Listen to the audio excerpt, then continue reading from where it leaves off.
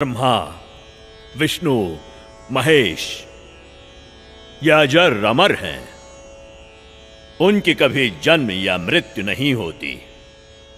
वही तो सृष्टि के रचनहार हैं। उनका कभी विनाश नहीं होता। वो ही जगत के पालनहार हैं। वास्तव में परमात्मा तो निराकार है। यदि आप अपने जीवन में सुख प्राप्ति चाहते हो तो एकादशी का व्रत कीजिए, श्राद्ध निकालिए। जो श्रद्धालु लोग इस जन्म में दुख भोगते हैं वो उनके पिछले जन्मों के कर्मों का फल है, और पिछले जन्मों के कर्म फल को भगवानों को भी भोगना पड़ता है। तो फिर आम जीव की क्या औकात है? अगर परमात्मा की प्राप्ति चाहते हो तो हमारे साथ बोलिए, हरे राम राम राम हरे हरे, हरे राम राम राम हरे हरे, हरे कृष्णा कृष्णा कृष्णा हरे हरे, हरे कृष्णा कृष्णा कृष्णा हरे हरे। बोलो शेरा वाली माता की राधे राधे राधे राधे राधे राधे राधे राधे। भक्तों, यदि आप में से किसी के भी मन में कोई भी आशंका हो, कोई भी प्रश्न हो तो निसंकोच पूछिएगा। महात्मा जी, आप ये भोली भाली जनता को क्यों गुमराह कर रहे हो? अरे दुष्ट लड़की, तेरा ये बोलने का दुस्साहस कैसे हुआ? तेरे पास क्या आधार है कि मैं जनता को गुमराह करता हूँ? लगता है ये हिंदू विरोधी है। ए चल नीचे बैठ।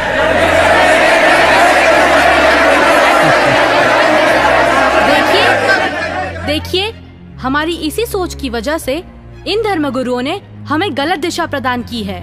मैं भी हिंदू धर्म की हूँ और मैं अपने धर्म को श्रेष्ठ मानती हूँ। दरअसल पाखंड केवल हिंदू धर्म में ही नहीं बल्कि मुस्लिम धर्म तथा अन्य धर्मों पर भी चरम सीमा पर है। लेकिन ये हिंदू धर्म की आड़ में नकली संत अपना मनमाना आचरण करके शास्त्रों के विरुद्ध ज्ञान दे रहे हैं, और यही कारण है कि भक्ति करने वाले भक्त को वो लाभ नहीं मिले जो मीराबाई को मिला है, ध्रुव प्रहलाद को मिला है, नानक जी को मिला है। मैं किसी का विरोध नहीं कर रही। मैंने खुद अपने शास्त्रों को पढ़ा है और मेरे मन में भी कुछ प्रश्न हैं। लेकिन दुर्भाग्यवश हमारे समाज में अपने धर्म को, अपने शास्त्रों को, अपने परमात्मा को जानने की कोशिश करता है तो उसे आप जैसे भोले श्रद्धालु धर्म विरोधी समझने लगते हैं। पर आज मैं जो आप सभी को सच्चाई बताने जा रही हूँ, जो शायद आपने पहले कभी नहीं सुनी होगी।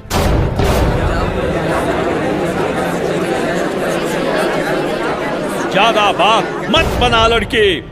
तेरे पास क्या प्रमाण है? बताती क्यों नहीं? महात्मा जी, थोड़ा धीरज रखिए और सुनिए। आप ही ने तो कहा था ब्रह्मा, विष्णु, महेश अजर अमर हैं, उनका कभी विनाश नहीं होता, वही सृष्टि के रचनाहार हैं। मैंने टीवी पर एक संत रामपाल जी का सत्संग सुना, उसी से पता चला। पता है उन्होंने क्या कहा? रुकिए एक मिनट, अभी बताती हूँ।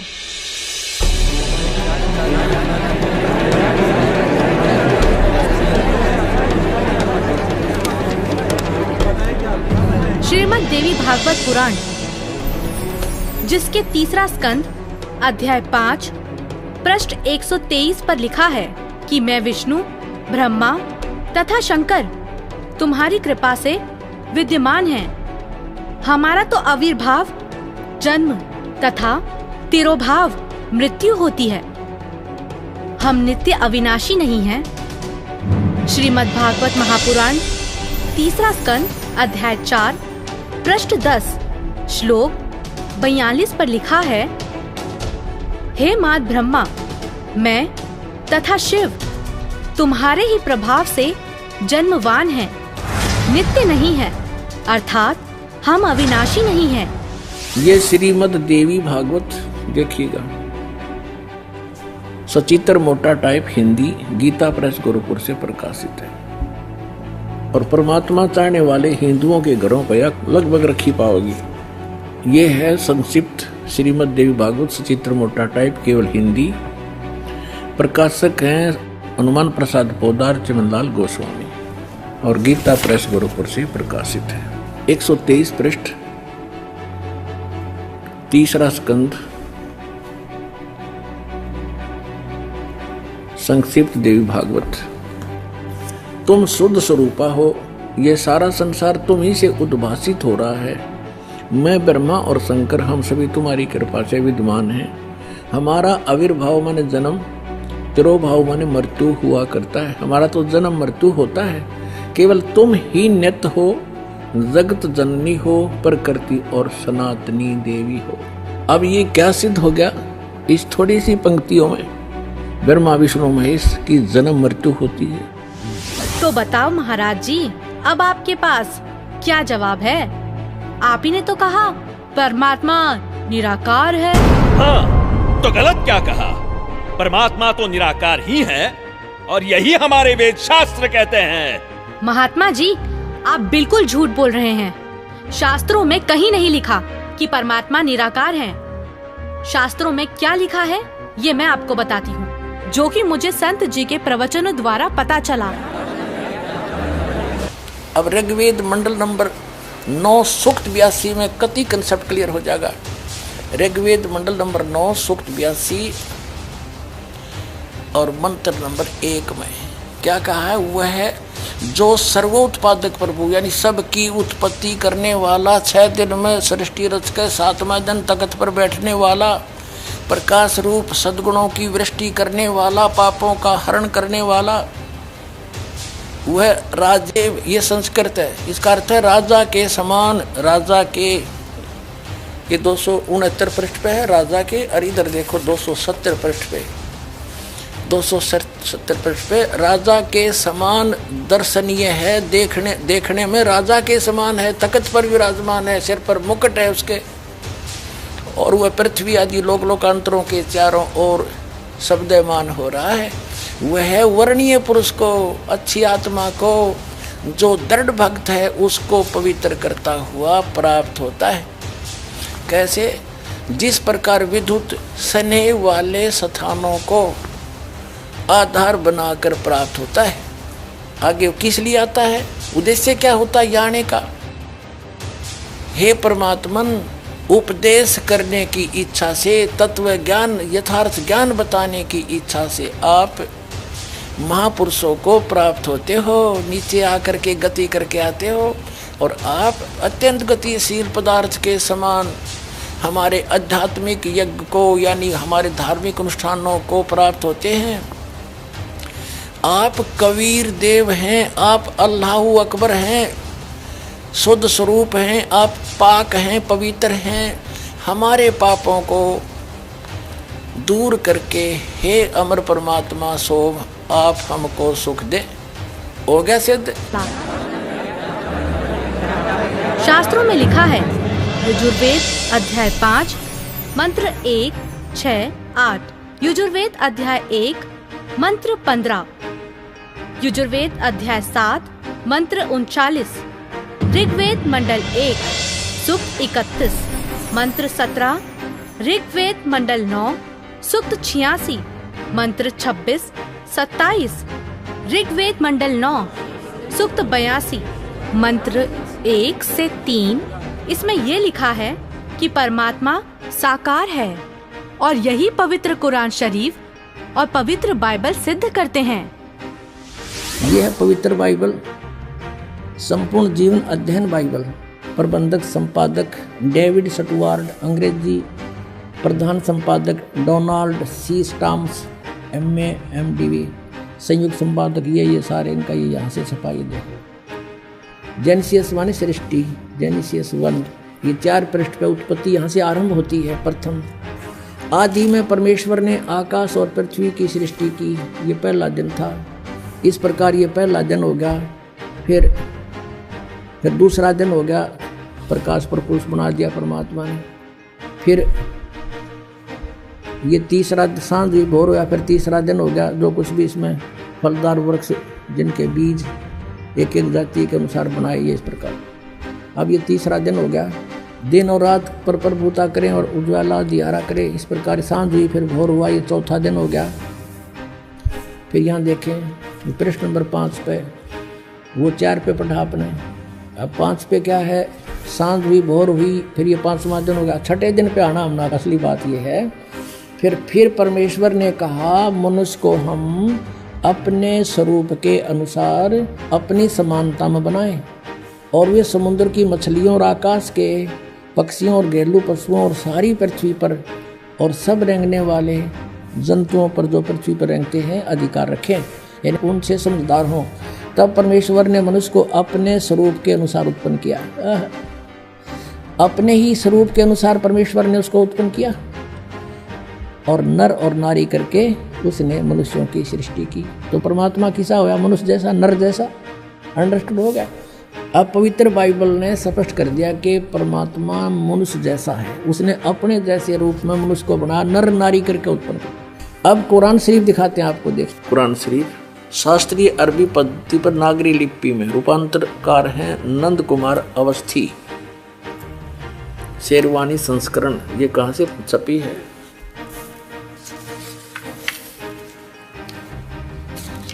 ये वही लिखा कि वो इस्लामी किताब, इसमें कोई संदेह की गुंजाइश नहीं है।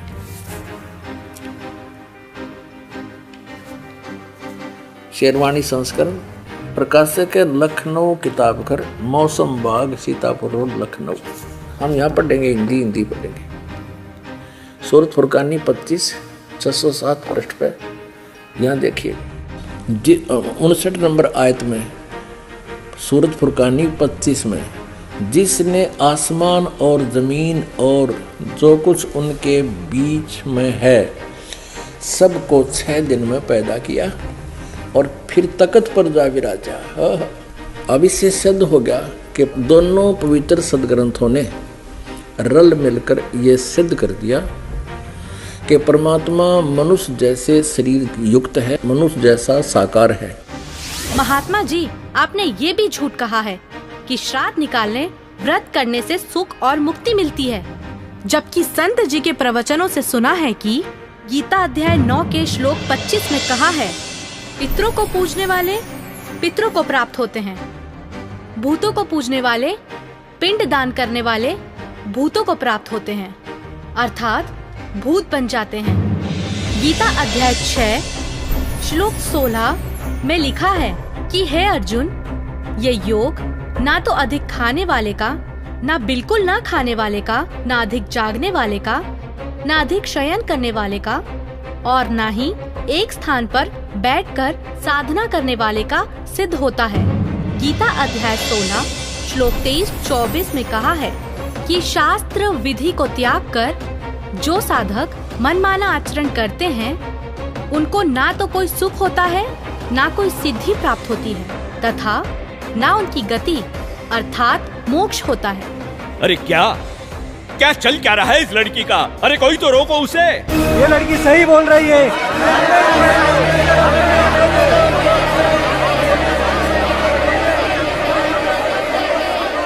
और हद तो तब हो गई बाबा जी, जब आपने कहा परमात्मा पाप नहीं काटते, कर्म का भोग तो भोगना ही पड़ता है, चाहे कितनी ही भक्ति कर लो। सब झूठ है, सब। आपको पता है हमारे शास्त्र क्या प्रमाणित करते हैं? मैं बताती हूँ, जो कि मुझे संत जी के प्रवचनों द्वारा पता चला है। ऋग्वेद मंडल 10 सूक्त 161 मंत्र 2, 5 सूक्त 162 मंत्र 5, सूक्त 163 मंत्र 1 से 3 में लिखा है कि परमात्मा जो चाहे वो कर सकता है, प्रत्येक प्रकार के रोग कष्ट को नष्ट कर सकता है, और यदि कोई मृत्यु के भी निकट पहुंच जाता है तो उसे 100 वर्ष की आयु प्रदान कर सकते हैं। अब देखिए वेद इसको प्रमाणित करेंगे कि परमात्मा घोर पाप का विनाश कर देता है। ये देखिए, ये महर्षि दानु सरस्वती द्वारा ही इसका अनुवाद है।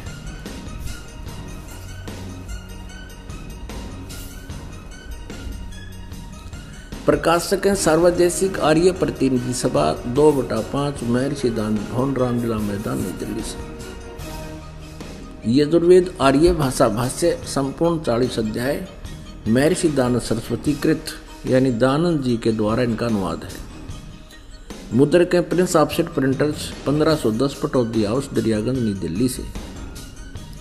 अब देखिएगा यजुर्वेद के 8वें अध्याय का 13वां मंत्र स्पष्ट करेगा। ये 8वां अध्याय और 241 पृष्ठ पे 8वें अध्याय का 13वां श्लोक।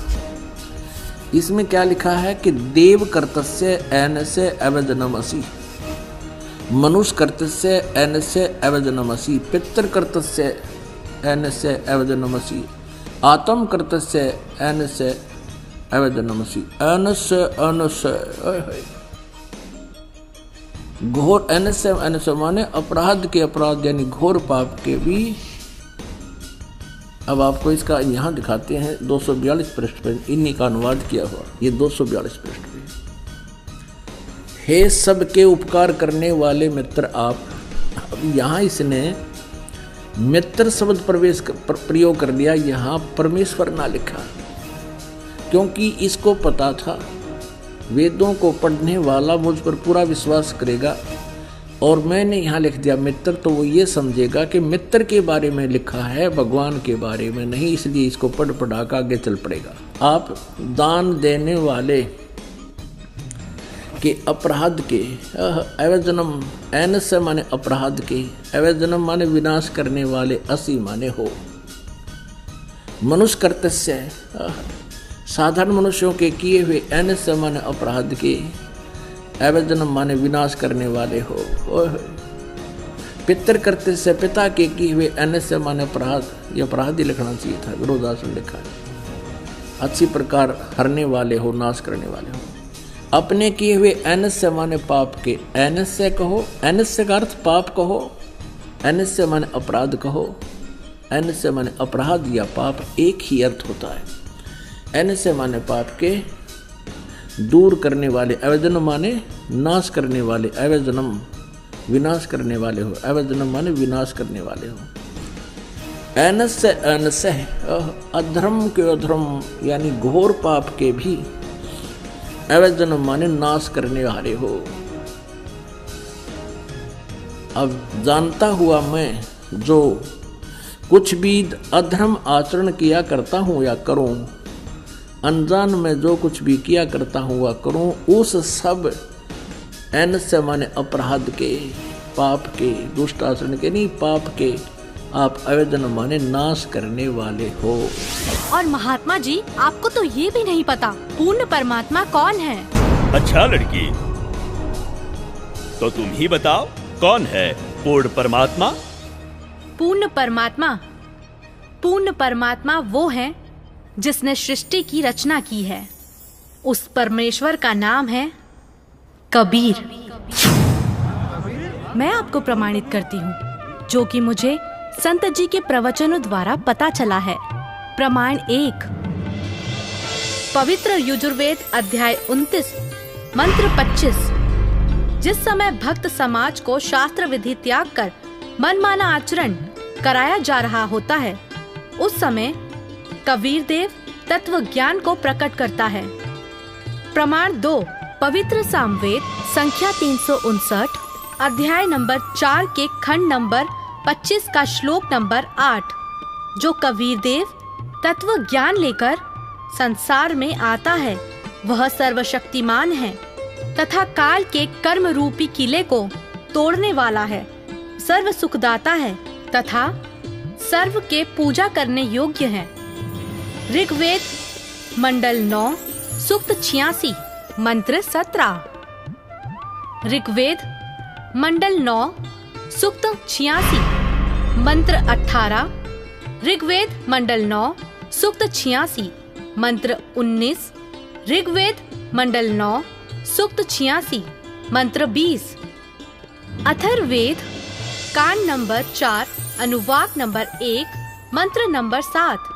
मुस्लिम धर्म के पवित्र शास्त्र कुरान शरीफ सूरत फुरकानी 25 आयत 52 से 59 में लिखा है कि कबीर परमात्मा ने 6 दिन में सृष्टि की रचना की तथा 7वें दिन तख्त पर जा विराजा। जिससे परमात्मा साकार सिद्ध होता है। राग तिलंग महला 1, पंजाबी गुरु ग्रंथ साहिब, पृष्ठ नंबर 721। बाइबल में भी लिखा है, सृष्टि की रचना परमात्मा ने की, जिनका नाम है कबीर।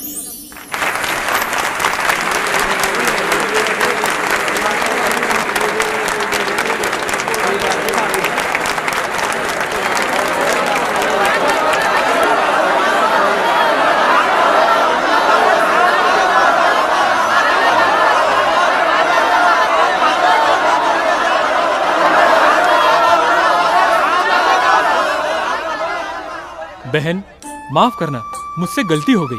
असल में हिंदू विरोधी तो ये नकली संत है जो हमें शास्त्रों के विरुद्ध भक्ति बता रहा है। आपने तो हमारी आंखें खोल दी। बहुत बहुत धन्यवाद आपका। धन्यवाद तो संत रामपाल जी महाराज का कीजिए, जिन्होंने इस अनमोल ज्ञान को भक्त समाज को समझाया है।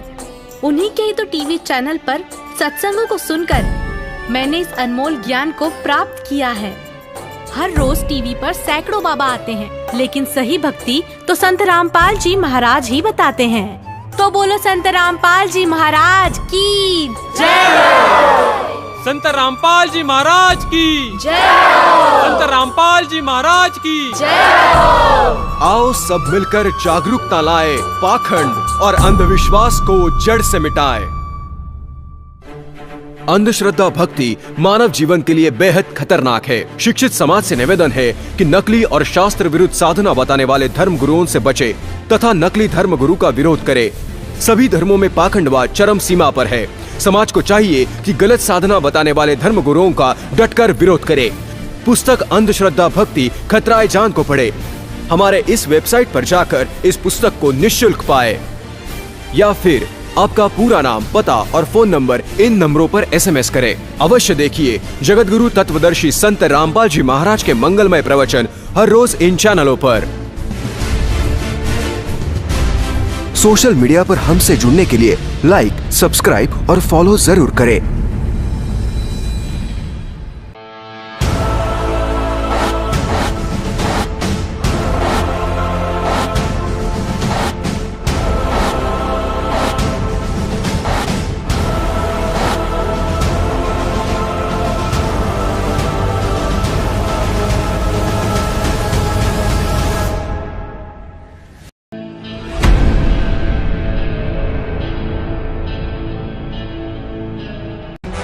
भारत के सभी राजनेताओं, स्वामियों, धर्मगुरुओं और शंकराचार्यों को मुसलमान धर्म के प्रवक्ता डॉक्टर जाकिर नायक की खुली चुनौती।